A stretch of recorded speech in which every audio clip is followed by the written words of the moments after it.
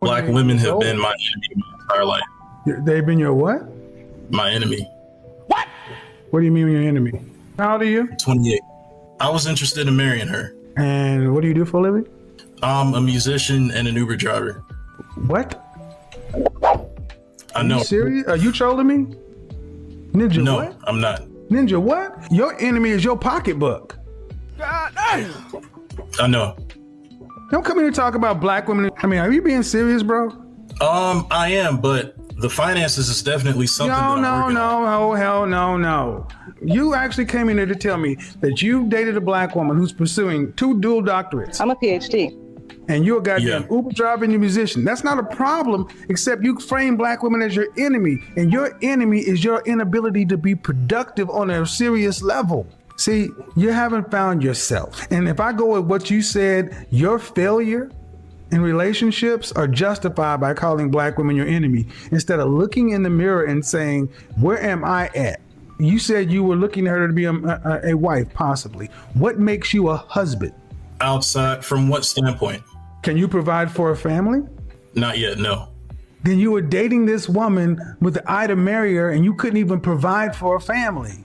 Your problem isn't the women, man. Why are so many men refusing to get married? This is an interesting question. And I don't know if men actually are refusing to get married or not, but it could be a few things. It could be that there's misconceptions about what marriage is. We hear a lot about who benefits from marriage. Is there a benefit to marriage? We hear a lot about men who are taken advantage of in the divorce process or feel like they lost something. I also think there's this mindset where you're with someone, but you're wondering if something better is out there. So why would you commit to marriage if you're worried you're going to miss out on something better? What I would say to women in that situation is if your partner doesn't want to marry you and you want to get married, leave, break up. That's going to end with you guys breaking up anyway. And if you're a single man who never wants to get married, let us know why. We're really curious. Wives are great at accountability until it's about us. We can list every single thing our husband does wrong, from how he loads the dishwasher to how he breathes when he's frustrated.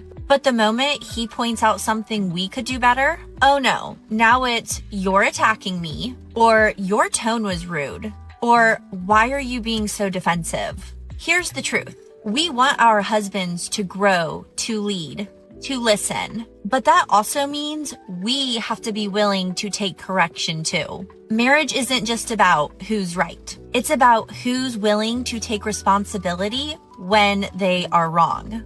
And sometimes that's us. That's what real accountability looks like. Not perfection, not pride. Just the humility to say, you're right. I can work on that. Because when you both can do that, that's when your marriage really starts to grow. Question for the men. Are you guys okay? Are you getting enough compliments and hugs and I went to the grocery store with my friend Tommy and there was this guy there and he was pure muscle, right?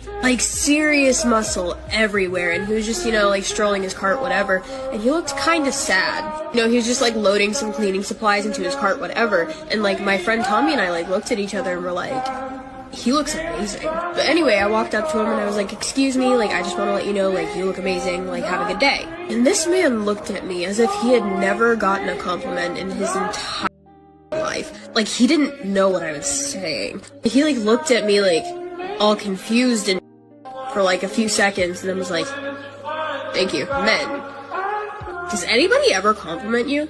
Not creepy compliments, just regular compliments? Because I feel nobody ever compliments guys, and nobody ever gives flowers to guys. Why are they always expected to get us flowers, but nobody ever gets them flowers? I know you guys know the feeling, but when you're 30 years old and you're single and you're trying to put yourself out there and your friends are all married and they're oh, let's go to the D-backs game, and you're sick, and then you think it's gonna be a night out, and then they're seventh inning in and they're yeah, let's go get some ice cream after this, and I'm oh, we have really different vibes of what the night is going to look like. This woman sounds desperate. She sounds nervous. She's not comfortable with where she's at because she knows she's getting a little old for the game. She's getting a little old for the club till 4 a.m. She's getting a little old for that scene. And in 2 or 3 years, 32, 33, 34, how do you think she's going to feel? That you can see her panic starting. That panic is going to get bigger and bigger and bigger.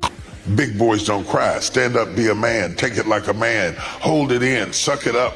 We train men to be silent and then crave them to speak. That's why we're quicker than you, because we don't talk.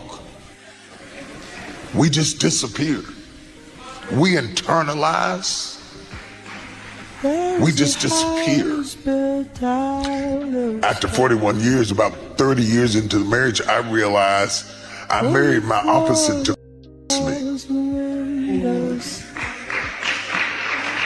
I was attracted to her calmness, to her steadiness, to her stability. A Christian woman looking for a godly, masculine man is looking for a man to correct her.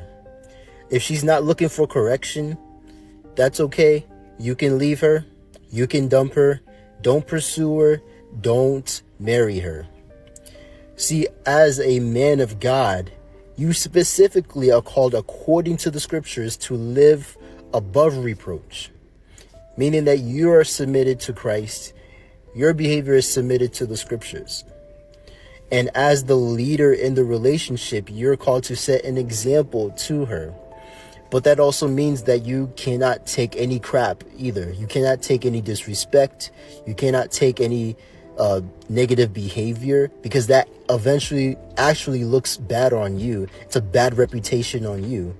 So you must nip that in the bud and correct that and check that lovingly, knowing that she's also held responsible to the Lord herself for her negative behavior if she is someone that calls herself a child of God. Talk about lack of listenership. How about that? Okay, and that exists in both. What is lack of listenership? Lack of listenership. You want a man to lead while you're not listening. Listening to what? Right. His leadership and his direction. Oh. Where are you directing us? We're directing. And how long have you been directing us nowhere? We're directing you out of the land of delusion into the land and of everyone's reality. not delusional, because at the end of the day, let's really keep it a buck. A lot of these women are working, taking care of their kids. They're making sure a home. No. Wait. Take care of your kids. And you the daddy. Wait. So let me finish. Whoa, at the end of the day, where are you leading me? Because we're not. It's your kid. Okay, it's your kid too. Is it your kid too? Yes, but I'm not. They sitting here saying, forget "I'll take care of the that. kids." Yeah. I don't say that. You Darlene, tell me something. Because we have this discussion on the panel a lot. Having children is a job, right? Okay. And we have men on the panel that feel as though, if I pay the bills, it's a privilege. No one's saying that. Kids are not easy. I mean, I think marriages these days. I have a job and I take care of a kid. Like, that's always the first step. Like, so what? I said what I said. I wake up and I don't people. Well, it Can is I start with that? because same thing. Good job. Thank you. Even the most present fathers, I still think the woman is doing the lion's share of the work. Exactly. Period. Which is hard. Always. I want to kill it so bad. Almost. You almost had it. Yes. It's the gnat. Go ahead. Women do everything, and I'm sorry. Oh my gosh. Now you sound like my husband. Hey guys, if you enjoyed that clip, make sure you check out the full episode on YouTube. All the full episodes are there, so check it out. Women don't fear losing a good man. They fear being asked to grow up. So they choose someone who lets them stay the same. They call it love, but it's just comfort without accountability. That's why weak women say strong men are controlling. Because he has standards, not problems. He won't accept half effort. He won't babysit a grown woman. He'll expect you to show up, to build, to love. Right. And when you can't do that, you'll call him toxic or too demanding. Just because he asked you to be a better woman. Men, don't shrink to fit her comfort zone. Sometimes you're not controlling, she's just not ready. The right woman will rise to meet your energy. Weak women fear strong men. Strong women respect them. So protect your standards, protect your peace, and never dim your light. The woman who deserves you won't need you to glow any less. Drop a 100 if you feel that, and pass this on to someone who needs it. God bless. When a woman pulls away, most men respond in two main ways. Either chase her or they go cold on her. Chasing her is going to feel like pressure, and that's actually only going to push her away. And then going cold on her is like a punishment. Both of those responses will make her nervous system tighten up. The better move that you men need to do in those situations is calm leadership. Now, if she's a woman that you want to pursue and she's worth it, then here's what you say. Gently call her out and say, I feel the shift. I'm here when you're ready to talk about it. No begging, no stonewalling. Just stay grounded in who you are and lead the situation, because women a lot of the times don't know how to communicate or what they're feeling, and they need to be led by the masculine. And, you know, I want to go back to the clip about Kevin Samuels. A lot of women, the way Kevin Samuels was handling that man, they would have blasted off on Kevin Samuels. Oh, you this. Now see, he's always talking down on women. He hates women and yada, yada, yada. You're doing the same thing to men. You're doing the same thing to men. And that, you had to sit there and take it. You have to sit there and take it. Hey, man, you got a woman here. She's pursuing a PhD, I think a couple of them, and she's messing around with you. Black women, they ain't your enemy. It's you. It's your pocketbook. You need to get better. So men are actually holding other men accountable for the stuff they're doing.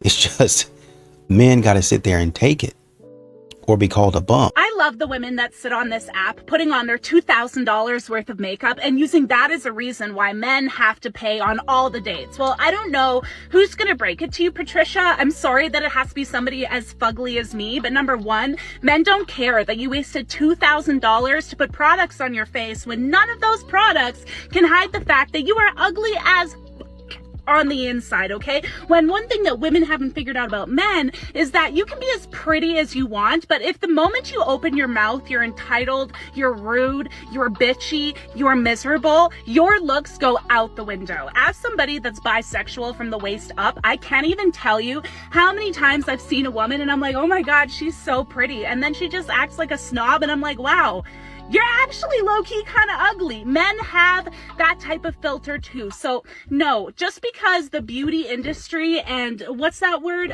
Capitalism convinced you that you need to spend $2,000 on your face for a date when studies have continuously shown and men have consistently said that they find bare faces more attractive, like that's on you. Also, wasn't it you guys that said, oh, we don't do our makeup for men in a response to men saying they like natural, but yet somehow you're going to use your makeup expense as a reason why he should pay for your whole life?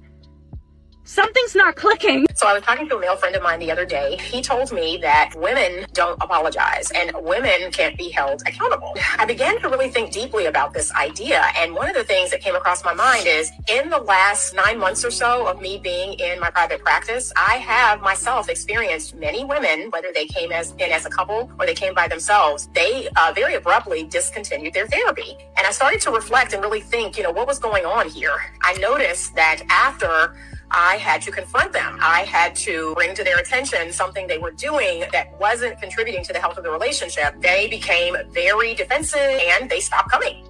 And even though the husband would continue to come, he made it very clear that, yeah, she won't apologize. She thinks you're wrong. She thinks you're taking my side. Women are held to no standards of accountability in society right now. Wherever you go, women can say and do whatever they want. Essentially, they're off the hook because they're a woman. I'm married to a woman that says sorry. And I'm telling you right now, when she said sorry to me, like when we were dating, I was like, what?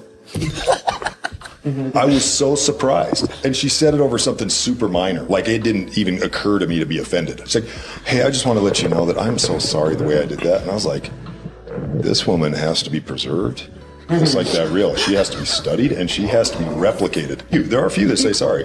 For sure. And I think from my experience and the things that I've seen, a lot of times they're raised by dudes. So dudes are in their lives. The fathers are in their lives. And not just fathers. It's fathers that don't treat them like a princess. Because that's part of the issue. There's a lot of fathers that indulge this whole princess mindset and never hold their daughters accountable. They get away with all kinds of nonsense and shenanigans. That's what I mean. There's no accountability baked into society for most women.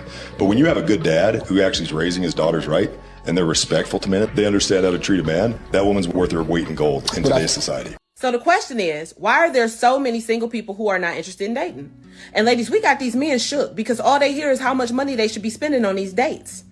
So look, if you got a $300 minimum that you feel like a man should be spending on a date, and a man take out 2 women in 1 week with that same mentality, that's $600 that he spent on dates with women that he don't even know that he like yet. And understand that a rich man will spend the money because he'll spend as much as necessary to get what it is that he wants from you because he got it. So our focus should be, is he a protector? Is he a provider? How does he treat his kids? How do he treat his mama? It's so many other things that we could be focused on. Now, there is a caveat. Men, if you broke, you shouldn't be dating. Let's just start there. Women, same thing. If you broke, you shouldn't be dating. Get your life together first. So if you built a lifestyle and you are able to afford a lifestyle of your own, I am not saying go get you a man and find you a man who is broke, but the focus should not be how much he can spend on dates. The focus should be everything that has to do everything with his personality and how he treats you. What y'all think about that? I told him I just wanted to be friends and now he's acting different. No, he's not. He's acting like your friend. That's what you wanted. He's treating you like the homie because that's what you said you wanted him to be. He's not punishing you. He's not lashing out. He's not throwing a tantrum. He's not acting weird. He's acting like your friend. Now there's boundaries. See, the problem is you want to just be his friend, but you want him to still treat you like a girlfriend. That's what it is. See, now you're not getting your doors opened. Now your calls are getting declined. Now he's not answering whenever you call. Now you got to wait till he's done doing whatever he's doing. You're hearing no a lot more often now, aren't you? He's not being weird. He's being your friend. Now he tells you about the women that he's seeing. Now he needs your opinion on women who look just as good as you. That's what it is. Yeah, you don't like that, do you? Well, hey, ain't nothing you can do about it besides not be friends with him. Hey, what you want from us? Like, that's what you said you wanted, baby. Deal with it.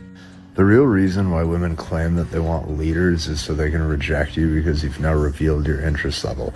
Listen to me closely. You have been programmed wrong.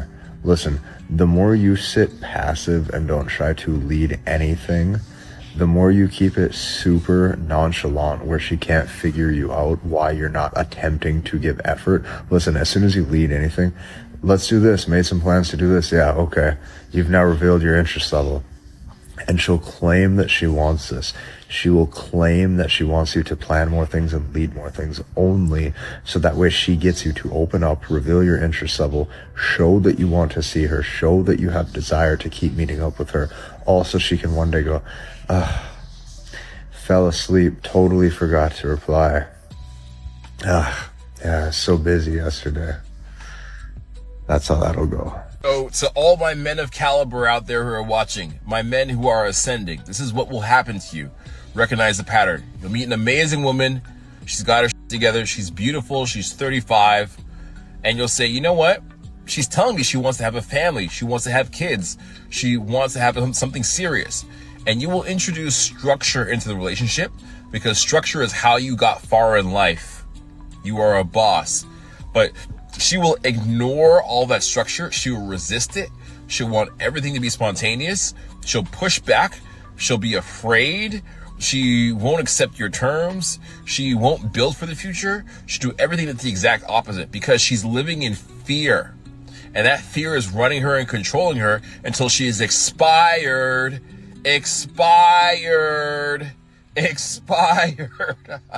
Ladies and gentlemen, the modern day woman. Just went on a first date, and this is no offense to this man, obviously perfectly fine, normal, lovely date. It's getting to the point though that that's the problem. Like there's just nothing happening, and I just feel no sparks and no chemistry with people, and I feel bad because I feel like it's just me. I'm going out with really handsome, accomplished, interesting people, and I feel nothing. I feel like I'm just another girl. Like I'm one of a million and there's just nothing special about me. Probably not. I'm gonna just stop it there. She's absolutely right. And I'm gonna start with this. She is the problem. This is the modern woman. She just said she wanted sparks to fly, like immediately. And then if sparks don't fly, she just discredits them. And she said she was with really good candidates of men, according to her. And what gets me is that, everything's on fast forward with women nowadays. You know what I'm saying? Like they want things to be sparks to fly the first day. They want it to be right then and there. They want to feel something to know that it's real. When those things are built, if marriage was easy, everyone would be married. But it's not because it takes a bunch of hard work. And it's, nowadays it's 50-50. It would even work out. So with this one right here, again, you can already tell she's been through multiple guys, probably has a past, and now that she's ready to settle down, it's not easy with all the bad boys or, you know, whatever, if she was ran through or not, or she's had her fair share of men. Now it's to the point where it's hard to pair bond with someone, and she's looking at these men and they're not exciting her at all. You know what I'm saying? She's so used to a certain type of guy, she's so used to a certain type of way, that now that she's ready to take the next step, her mind won't allow it. The future is going to be in a terrible place because this is the new norm. Everyone telling you what a man should be, and, you know, women trying to tell men what they should be, when it's not that way at all. The independent woman, she says she doesn't need a man anymore. And all those indoctrinations and all that advice, it all ties in to this right here. So in short, the future is...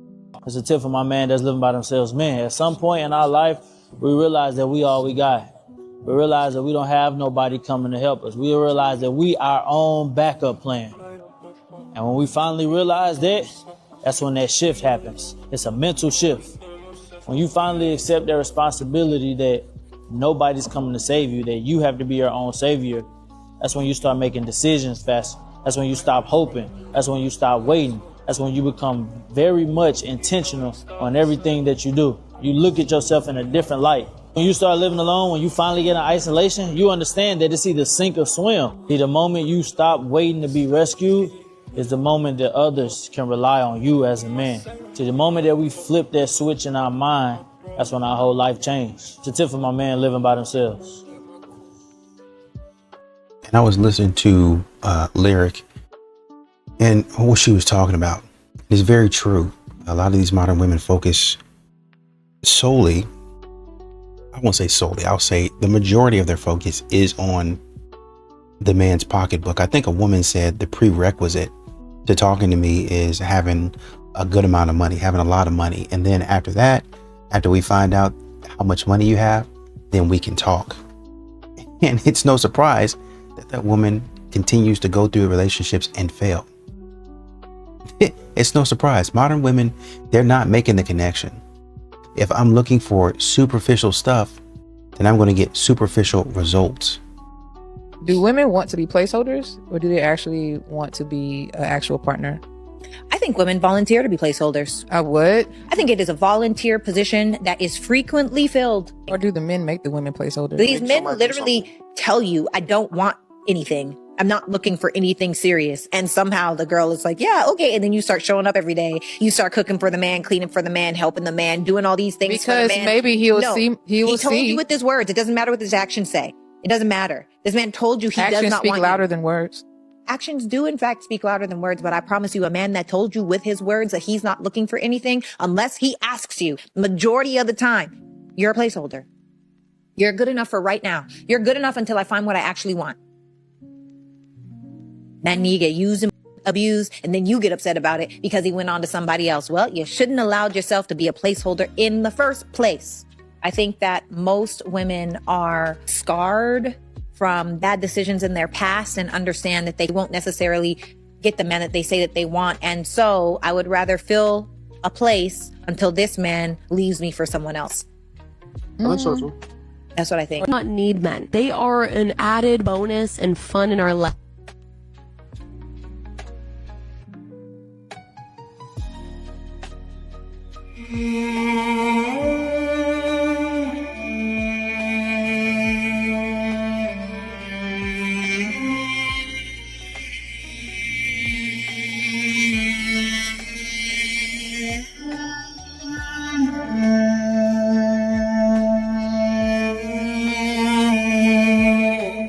I love men. We need men. Only men can be fathers. They are irreplaceable. Thank you for being willing to risk your life and even sacrifice your life for other people. I think women, we're used to saying, we love mothers, we need women. All of that is true. And we shouldn't be afraid to express that same gratitude and respect for men, because men, we need you and we appreciate you. Do you guys think that I'm being misogynistic or sexist? Yes.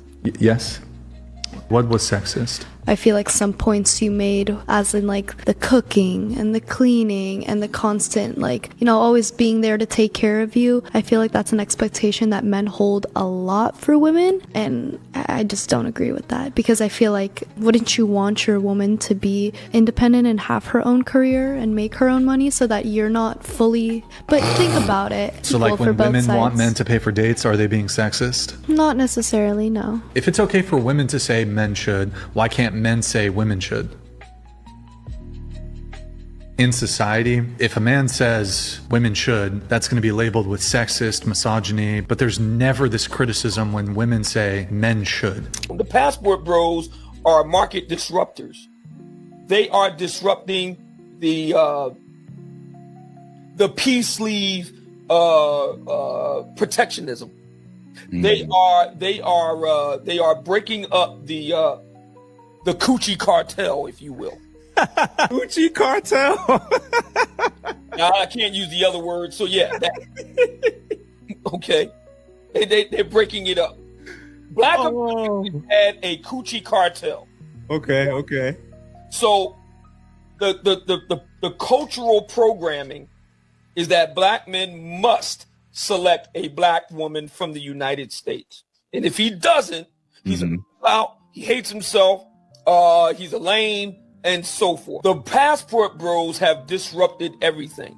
We've done in our crack R&D department here at the Black Manosphere Conclave, because we got a number of quants. We got brilliant guys. Like I said, we do MIT level training. One of the brothers did a breakdown analysis and found that every time a brother files a DS-11 form with the United States Department, their passport, a sister somewhere in Black America is taking a $30,000 a year hit, year on year. They just revealed, and I can't remember who did it, but I saw it online. They just revealed an interesting statistic that the average man in America spends 15 grand on a woman, whereas she only spends about 1,500. So our number was 30,000. Their number was 15,000. Take your pick. Either way, that's a substantial amount of money every year. And how many black women can afford to take a $30,000 a year hit? How many black women can afford to take a $15,000 a year hit? Modern women exposed. Guys are not approaching y'all. I seen this comment, I was like, no, I gotta get my sis together, because this is not what it is for y'all, okay? Y'all think that y'all are not cute. Y'all think that these men just don't find y'all attractive. That is not the case. And let me tell you why. The big reason why, or a big reason why these men are not approaching you, is because you are not approachable, sis. Now, what do I mean? When I say that you're not approachable, I mean that you got RBF syndrome, okay, resting bitch face. The whole time when men approach you, you're like thinking all these negative thoughts about them, and they feel that energetically, because energy is everything. I'm a firm believer in that. And you're walking around with the stinking face. Sis, I wouldn't want to approach you either.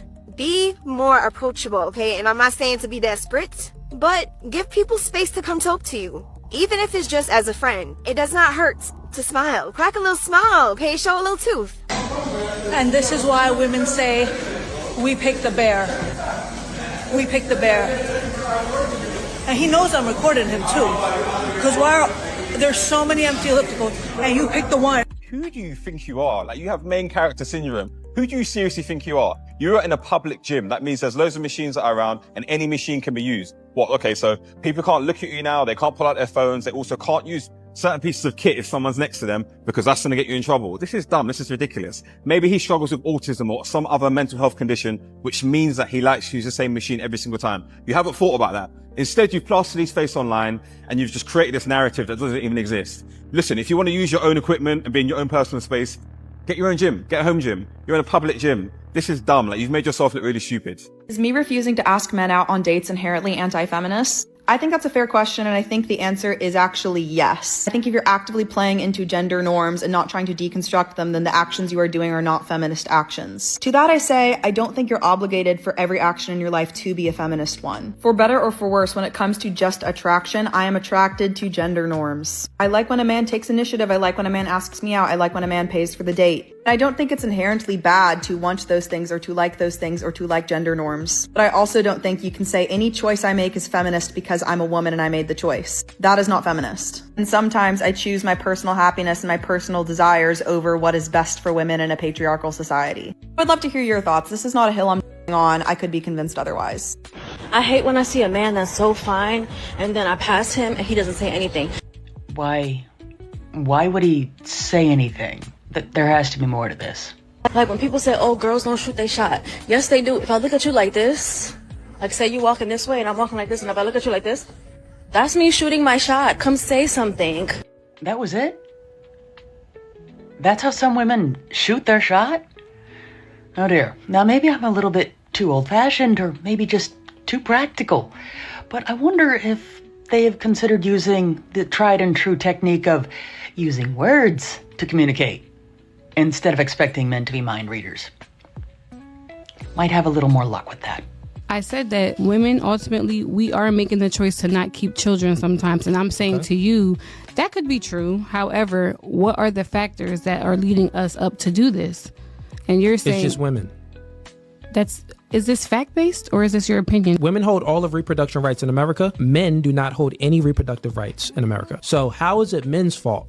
They play every part in that. Let me use an analogy, right? Go ahead. So if it's the case that being in shape or being out of shape is all in your hands, which is true because you put the food in your mouth and you can choose not to put the food in your mouth. So it's your choice. Would it be logical if you gained a whole lot of weight and got real fat to blame it on Walmart for making you fat? Or did you choose to buy all of that food and eat all of that food at Walmart?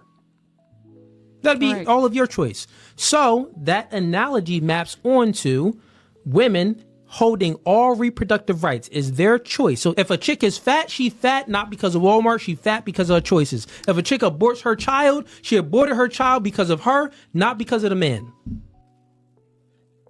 My entire life. I'm going to be turning 42 in August, and I've never had anybody love me or desire me or want to be with me. And I have so much love that I feel like that is inside of me with nowhere to go because it can't transfer to friends or my family or my parents because it's something separate, it's something different.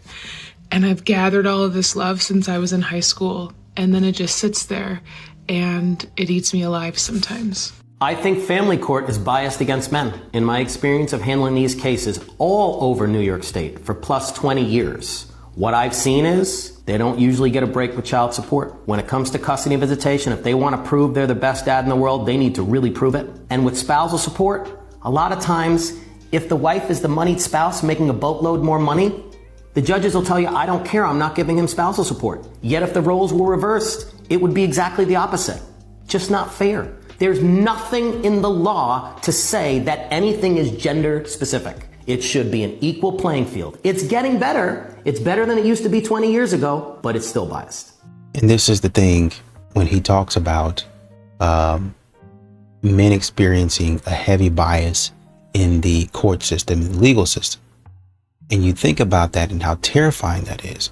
How judges should be impartial.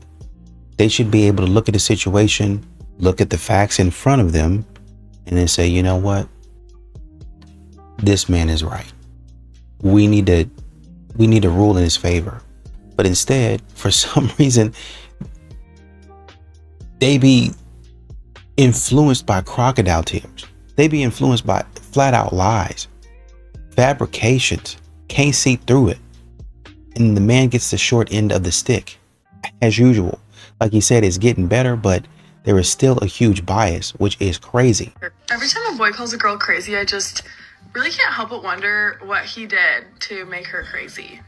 This is what men mean when they say they want women to take accountability. This just also tells me that you're probably closed-minded to the experiences men deal with. Because oftentimes when a man says that, someone is crazy or he's dealt with a lot, if you actually take the time to listen and hear his part of the story, you will realize that he's being honest and he had reason to feel the way that he did. There are genuinely women out there who are toxic, who do cause a lot of problems. You automatically siding with the woman just goes to show why we need to take what men say seriously. So the majority of men do not use that word lightly. Every time I've encountered a situation like this and I've actually taken the time to hear his side of the story and get to know the woman he's talking about, he ends up being correct. A lot of men know that women or people in general see that as a red flag if he's like, oh, that woman over there is crazy. But again, that's why he does not use that word lightly. I'm really frustrated right now because the man I want, I would never date. I would never date, never in a million years, I would never date.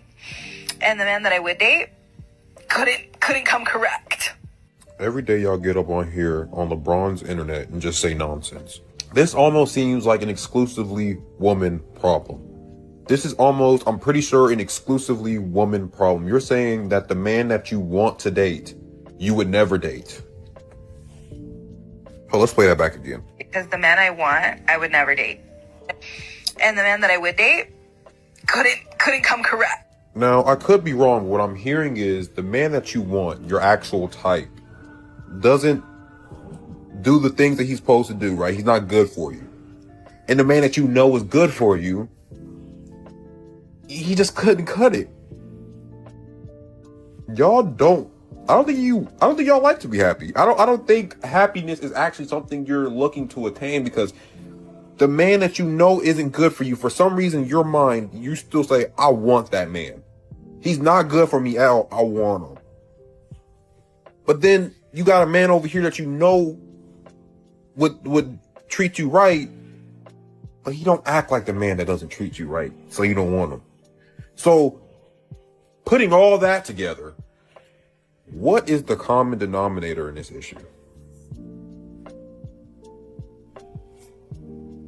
It's you. You're the problem. It's not them. The man that's not treating you right isn't the problem, and the man that is treating you right isn't the problem. It's you.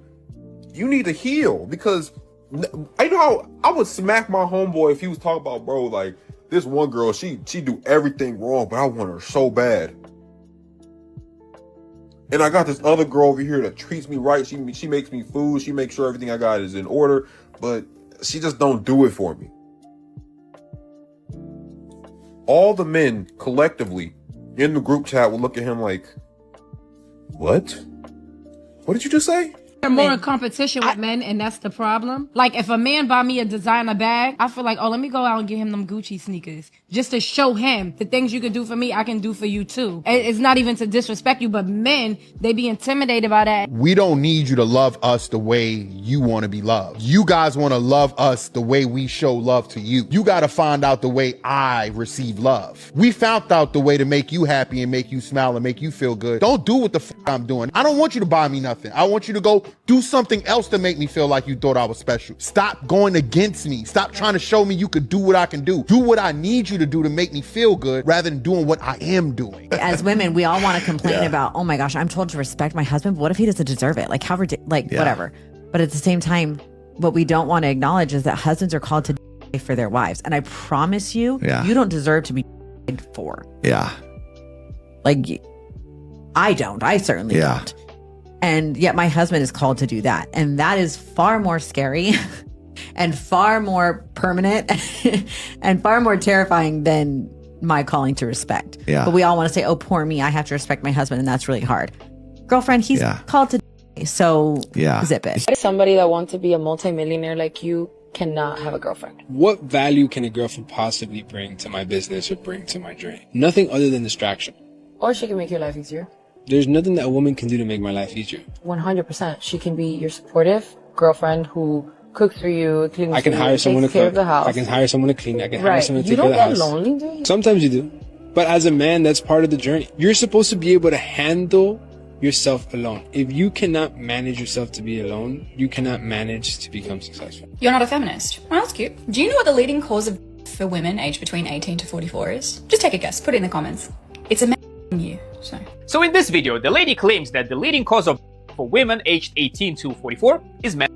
Is it true? Nope. This is wrong. And it's not even close to the truth. To check the data, I encourage you to go to the CDC website. Yes, it would be mostly for the US, but it is probably the most reliable source you can use. Here you can directly go to a page, leading causes of, pick the most recent available year, set the sex to female, age to 18 to 44. And what do we have? Number 1 is unintentional injury, about 16,500. Number 2, cancer. about 8,800. Number 3, heart disease, just under 5,000. Number 4, suicide, about 4,200. Number 5, liver disease, about 2,500. And then at number 6, homicide, 2,175. Leading cause of it's not even top 5, and it gets worse. That number 1 cause, unintentional injury, isn't really one thing. It's mostly many causes stacked together. But 2 causes stand out: drug overdose and car accidents. So I pulled those apart. Overdose or drug poisoning on its own kills about 10,000 women in this age group. Car accidents, about 4,800. So once you count them as the separate causes they actually are, homicide isn't 6, it drops to 7s. And one more thing about that age range she picked. Homicide only ranks anywhere near the top for the younger groups. Look at the CDC's own chart. For 35 to 44, it's already 8s, and past 45, it falls off the list entirely. So if we exclude underage population, 18 to 44 is basically the one window where homicide looks as high as it's ever going to look. So it could be the case that she specifically chose this age group to make it look worse. Yet still,